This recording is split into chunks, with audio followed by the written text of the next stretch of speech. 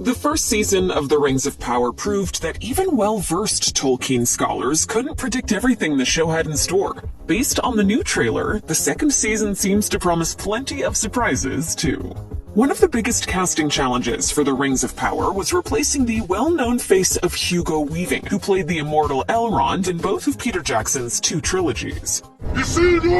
The show struck gold with Robert Aramayo, whose performance in Season 1 is engrossing while relatively restrained, since Elrond functions as a diplomat who is still finding his way in the world. A more confident version of the character who will eventually found Rivendell and become known across Middle-earth for his unparalleled wisdom appears in the trailer. Part of that character evolution involves fighting. In the aftermath of forging the Rings of Power, Elrond will play a critical role as a military leader. In the book Unfinished Tales, it's explained that Sauron attacks the elves to claim the Rings of Power by force, saying, "When news of this reached Gil-galad, he sent out a force under Elrond half-elven. But Elrond had far to go, and Sauron turned north and made at once for Eregion."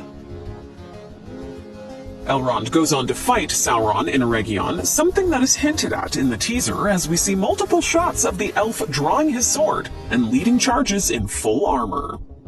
The Harfoot storyline in Season 1 ended with Nori and the Stranger following their noses off into the eastern regions of Middle-earth, toward the kingdom of Rhûn. This sets up a unique part of the Season 2 story, if only because Tolkien offered very little knowledge about the area of Rhûn. One rumor added fuel to the fire by suggesting that the pair of travelers may even meet another wizard who could help them fight Sauron in the east. When Rhûn comes up in Tolkien's writings, it is often in connection with hostile human tribes and nations under the influence of Sauron.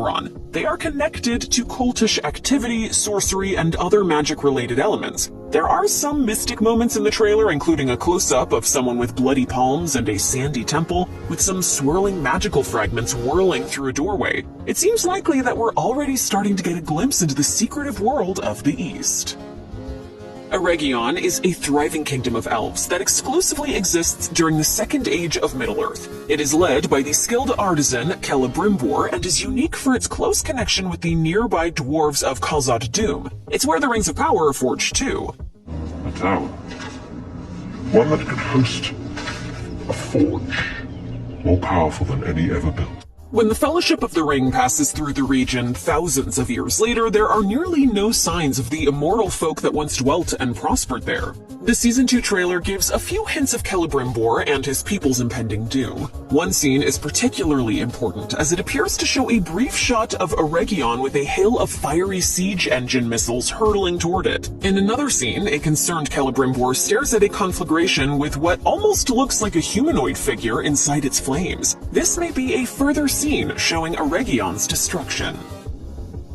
Much of the Rings of Power Season 1 was spent chasing a Sauron mystery box. The season finale finally answered the question of who the Dark Lord was. The mortal Halbrand was Sauron all along. The kind of obvious reveal was a bit off-putting, since Sauron never masquerades as a human in the books. The show's writers also opted to change the timeline by having the Dark Lord help make the Elven Rings of Power. In the books, Sauron helps the elves forge the other Rings of Power by appearing as an ethereal being named Annatar, Lord of Gifts. He seduces Celebrimbor and company with his knowledge before secretly making the One Ring to rule them all. In the Season 2 teaser, actor Charlie Vickers appears as a long-haired, elvish-looking individual. While nothing is officially confirmed, it appears that we may be getting a soft reboot of the Sauron mystery box by reintroducing the character as Annatar. This reinforces a rumor from June 2023 that Season 2 would have an angelic version of Sauron.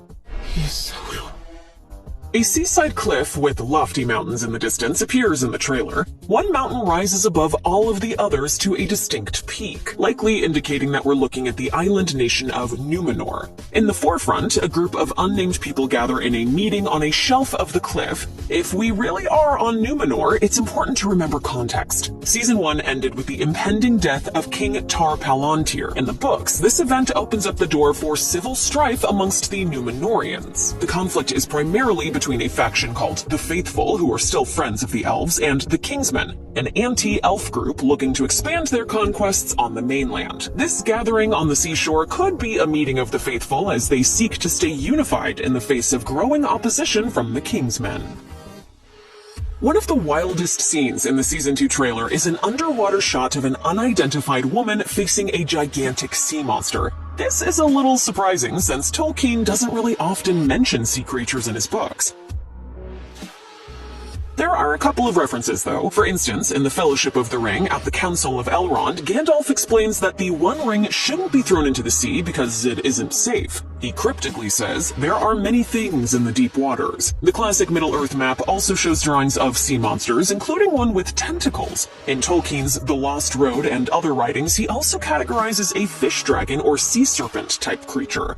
The Rings of Power trailer seems to indicate that, like in Season 1, we're going to see more monstrous trouble from the deep in Season 2. But also, who is that floating woman alongside the monster? Is she one of the otherworldly Maiar like Sauron or Gandalf? If so, she could be the sea spirit Uinen, who already appeared as an Easter egg in the Rings of Power Season 1. But she helps calm the sea, not stir it up. As the trailer moves into its final moments, the words "darkness will bind them" flash across the screen. In the context of showcasing so many orcs, monsters, and Sauron himself, the line is fitting. It also has a deeper meaning as a reworked version of a line in Tolkien's classic Ringverse. One ring to bring them all, and in the darkness, bind them.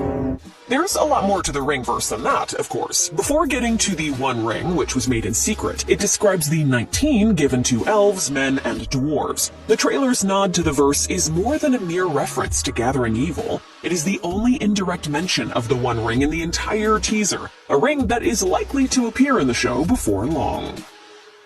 Arondir is a non-canon addition to Amazon Studios' Second Age show, which takes place in an era where named characters are scarce in the source material. Arondir is a rare on-screen depiction of a non-royal elf from the bunch, as actor Ismael Cruz Cordova put it. Arondir is loyal, smart, and fun to watch in battle, and in the teaser we see him flash some of that military prowess in a short scene where he does a flip off of an edifice and lands, bow drawn, ready to fire. The shot is quick, and with Arondir's acrobatics in the foreground, it's easy to miss the fact that he's standing in front of someone. The blurry figure in the background isn't clear, but they look an awful lot like Isildur. Played by Maxim Baldry, Isildur went missing in Season 1 after Mount Doom erupted. We saw that he survived, but we don't officially see if and how he got out of the fiery carnage. There's no doubt that Isildur will reappear at some point. Anyone who has watched the opening scene of Peter Jackson's The Fellowship of the Ring knows he eventually has to cut the ring from Sauron's hand and all that jazz. We know he'll be back, and there is even a close-up shot of his face later in the trailer.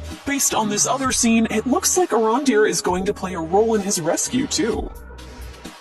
In one splashy scene, the teaser shows Pharazôn arrive at the Númenórean court, apparently via Eagle. Incorporating the Eagles into the Númenor storyline is a deep cut, as Tolkien specifically calls out the presence of these mighty birds on the island nation. While describing Númenor's geography in Unfinished Tales, Tolkien says 3 eagles live at the summit of the Meneltarma, the massive mountain at the center of the island, also called the Pillar of the Heavens. He also says the oversized birds live in other areas of the island, and that for thousands of years before the time of the Rings of Power, the eagles even have an airy right in the king's palace. The biggest oddity here is that Pharazôn seems to be the one riding the eagle. The aerial beasts are generally connected to the Wind and Sky Guardian Manwë, who is not popular with the king's men. The group Pharazôn leads.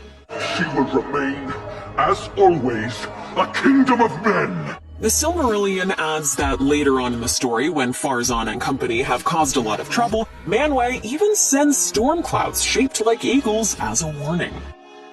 One of the more interesting character additions to the Rings of Power Season 1 was the orc leader Adar, played by Joseph Mawle from Game of Thrones. Adar isn't in the books, but Mawle made the warped and twisted elf both a convincing and compelling character.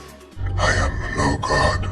Then he left the show between seasons, leaving the showrunners searching for a replacement. In December of 2022, news broke that they had recast the orc leader for Season 2, bringing Sam Hazeldine from Peaky Blinders in to fill Mawle's sizable shoes. The teaser gives us our first glimpse of what Hazeldine will look like in the role. We get a quick but clear close-up of Adar's gnarled face, and at least in this fleeting context, the resemblance is striking. It remains to be seen whether Hazeldine's performance will line up as well, but the early visuals are encouraging.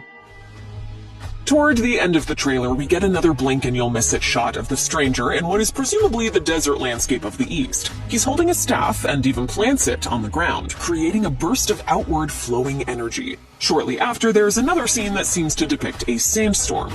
Whether the two events are connected is unclear. One thing that is clear, though, is that this is another moment that is heavily reminiscent of Gandalf in The Lord of the Rings. The wizard slams his staff down in similar fashion when destroying the bridge of Khazad Dûm. It looks like we're going to get a solid dose of the stranger flexing his new wizarding powers in Season 2. The lingering question remains, though, is the show deliberately mimicking Gandalf as a general way to make the stranger feel wizardy? Or are they hinting that he is indeed a young Gandalf? At one point in the teaser, we see Celebrimbor leaning over his forge fire, dumping a handful of ornate rings into the flames. His hands look beaten up, and the scene indicates that he is trying to destroy the pieces of jewelry. At first glance, this feels counterintuitive to a show that still needs to, create the rings of power that the One Ring will eventually control.